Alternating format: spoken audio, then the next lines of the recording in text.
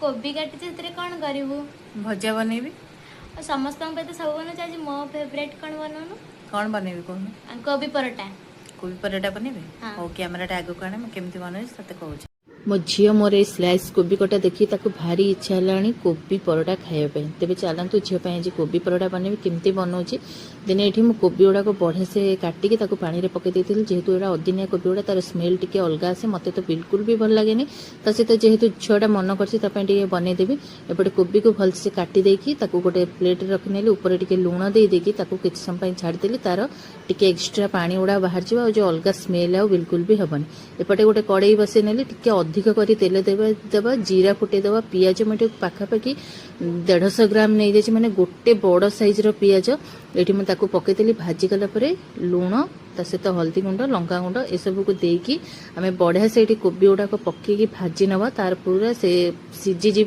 तार से सब जो कंचा स्मेल थी से सब को पलैब ता भितर एपटे कभर कर देकी मुझे 2टा टमाटो पकई नहीं कारण कि ना कोबी भजाटे टमाटर क्वांटिटी के अधिक रही बहुत भल लगे तेरे सेपटे सैड कर देकी एपटे चलतु अटा दलिया अटारे लुण देदेली पानी देकी बढ़िया से तार डोटा को बनईकी किसी समय रेस्ट छाड़नेली ता भितर कोबी भजा अल्प अल्प हो आसाने एपटे टिके खड़िका साहाय्य प्रेस करनवा जहाँ भी शुखला मसला जमती जीरा गुंड धनिया गुंड लंका गुंड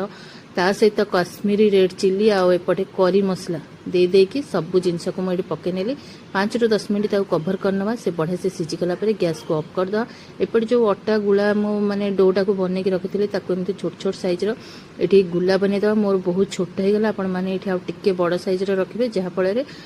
परोटा बनईला बेलू कोबीटा बाहर को एत देखाजी आपण मैंने ध्यान देवे आ गए जिनस जब कंचा कोबी भी बनईबी भी हम तेने एपटे मुझे भजा बनई कि माने ब्रेकफास्ट करने झीर इच्छा है से मुझे बनईदेली एपटे अल्प अल्प कोबी देदेकी बढ़िया से आम छोट छोट अल्प माने धीरे प्रेस करके बेलिबा ना तो कोबी गुड़ाक पूरा बाहर को बाहर जीव देन एपटे सबू मु बेलिकी ये रखिनेली तेज चलते ए स्टार्ट करवा एपटे आ गोटे भी लास्ट को बनईदेली टिके बड़ साइज जेहेतु करी बहुत ही भल होता है आ से सब जेहेतु टिके छोट होगा कोबी गुड़ा टिके बाहर को बाहरी गला तेज चलते एपटे तावा गरम हो गला अल्प अल्प तेल बा घी आपणकर पसंद जहाँ मुझे तेल देदेकी सब बढ़िया से सेकी नौची आ कोबी परोटार कलरटा बहुत ही बढ़िया देखा बढ़िया लगुच मुझे मो झील को टमाटो सॉस सहित देती आपण मैंने चटनी हो बा डालमा भजा जहाँ भी आपंकर पसंद आपण मैंने खाईपर आज रेसिपी वीडियो आपण मानक केमती लगे निश्चिंत प्लीज कमेंट जनइबे भल लगे लाइक शेयर करेंगे जदि चैनल नुआ अच्छा सब्सक्राइब करियो बिल्कुल भी भूलिबेनी गोटे सब्सक्राइब निश्चय करेंगे आम झील खाई मन तो बहुत तो बंधा कोबी परोटा रेडी है खाई कहलु केमती आउ गोटे रखी